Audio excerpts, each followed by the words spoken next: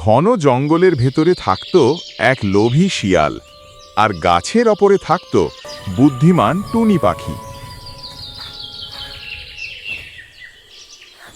একদিন টুনি পাখি জঙ্গলে উড়তে উড়তে একটি টসটসে আঙুরের থোকা দেখতে পেল। সে খুশি হয়ে সেটি বাসায় নিয়ে এসে রাখল।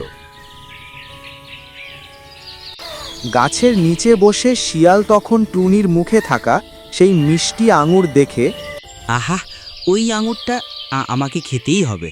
শিয়াল এবার ফন্দি আটল। টুনি বোন, আমি শুনেছি তোমার নাকি জঙ্গলের সব পাখির মধ্যে সবচেয়ে মিষ্টি গলা। তুমি নাকি সবচেয়ে ভালো গান গাও।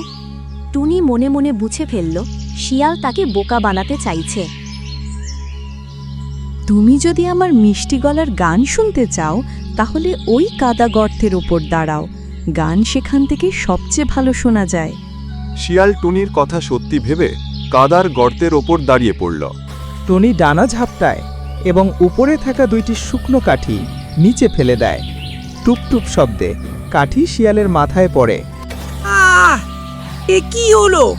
চমকে উঠে শিয়াল লাফ দিল আর সোজা কাদায় পড়ে গেল। শিয়াল মাথা নিচু করে দাঁড়িয়ে ধীরে ধীরে কাদা মুছছে। টুনি, আমি ভুল করেছি, আর লোভ করব না। টুনি ডানা মেলে নিচে আসে হাসি মুখে। ভালো কাজে আনন্দ আছে, লোভে শুধু লজ্জা। টুনি তাকে শেখালো বন্ধুত্বে ভাগ করলে আনন্দ বাড়ে। টুনি আঙুরের অর্ধেক শিয়ালের হাতে দেয়। শিয়াল অবাক, খুশি।